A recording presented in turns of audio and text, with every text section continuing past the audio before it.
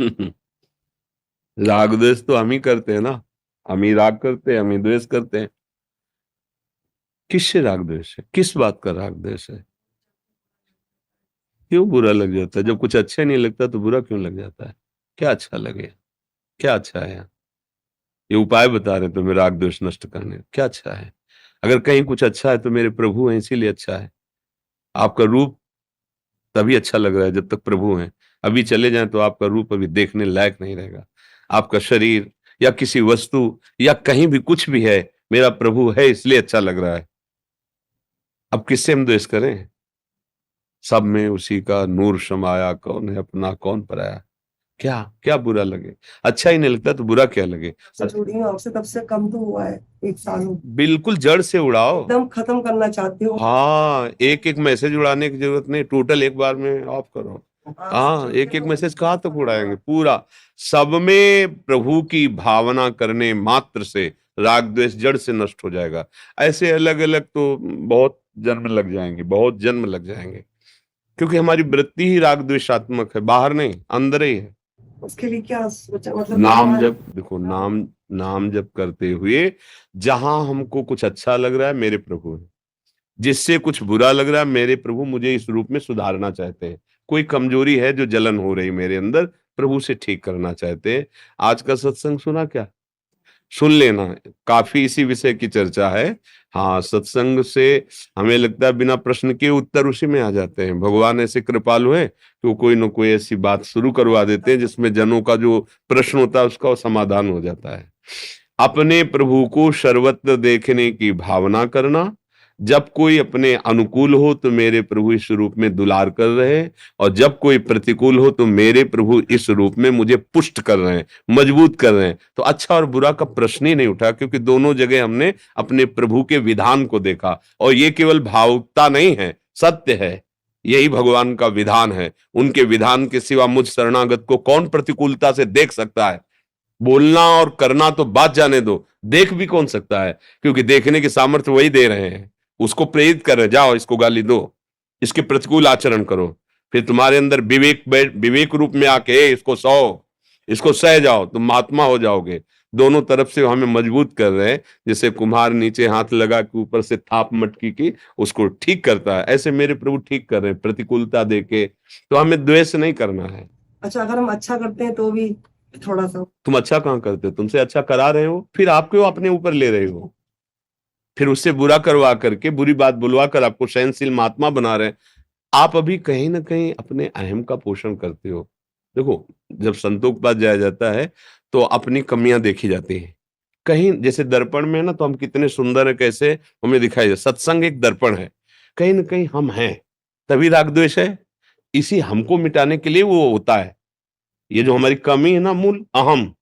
सुनहु राम कर सहज स्वभाव, जन अभिमान न राखे। तुम कितना भजन करते हो, कितना विवेकवान हो, सामने वाले ने एक शब्द बोला, हाहाकार मचा दिया, हृदय में जलन पैदा हो गई। ये दुष्ट नीच, देखो हम कितना आनंद में बैठे थे, ये दुष्ट बोला ना, मेरे हृदय में अशांति पैदा कर दी ना। क्या भजन हो रहा है, क्या चिंतन हो रहा है? इतनी बात नहीं सह पाए। और जबकि महाप्रलय की स्थिति में भी भक्त का मन क्षोभ को प्राप्त नहीं होता। यह है भजन का प्रभाव। हमें आगे बढ़ना है।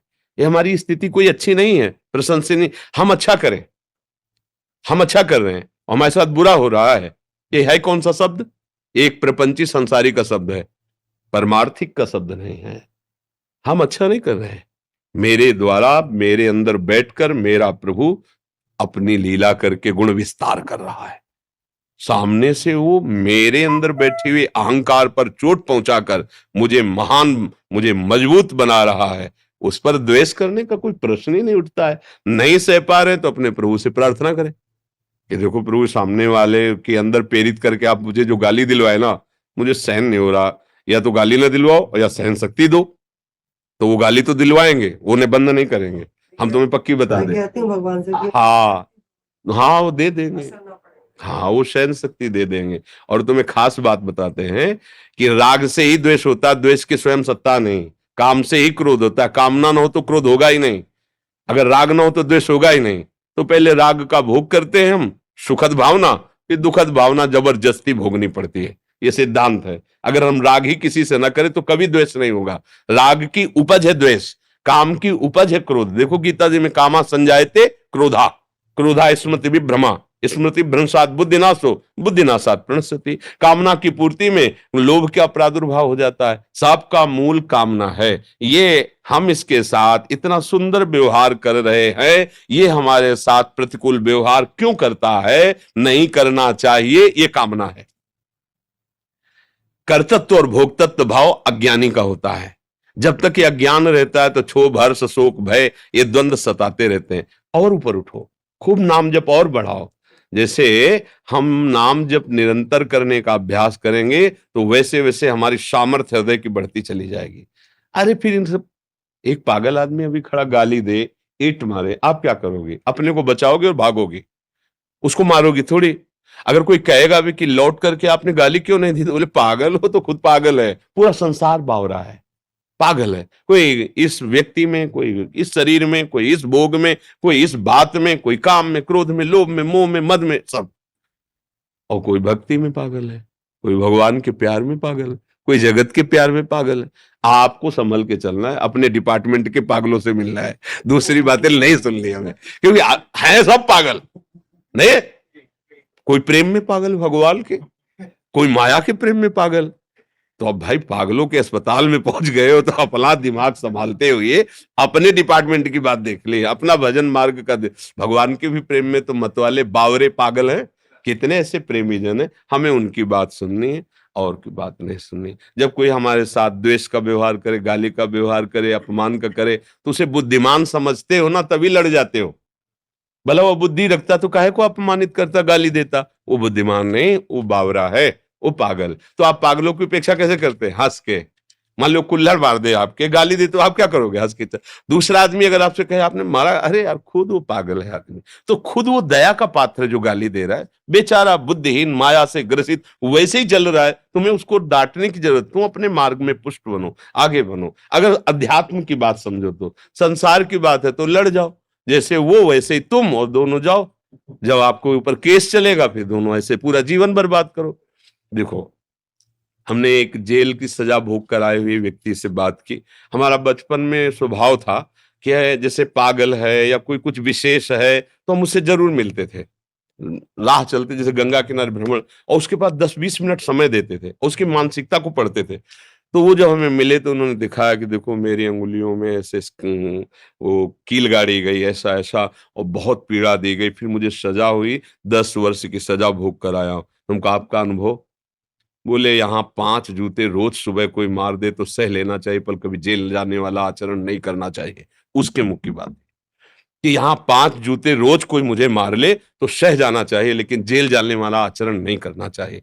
वो आदमी जो ऐसा अपराध किया, उसका अनुभव देखो। बोला ना, अगर वही बात अगर आप सह जाओ यहाँ तो जेल नहीं जाना पड़ेगा और आपकी स्थिति उठ जाएगी, आपके पाप कर्म नष्ट हो जाएंगे। जैसे आपको कोई गाली दिया, आप सह गए, तो आपका पाप कर्म नष्ट हो गया, वो आपकी बात बना रहा है, आपको आगे चलकर सुख मिलेगा, और वो तो अपने आप भोगेगा, उसका कर्म बिगड़ रहा है। आप कह दो ऐसे लोगों को अगर डांटा नहीं जाएगा तो इनका बल बढ़ जाएगा, नहीं नहीं नहीं, उनका बल और उनके पुण्य क्षीण हो रहे हैं, वो ऐसे खंदक में गिरेंगे, तुम्हें धक्का देने की जरूरत नहीं है।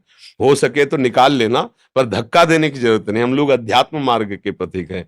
जैसे किसी ने किसी को कल कहा कि वो तो बहुत, पनौती शब्द तुम जानते भी नहीं थे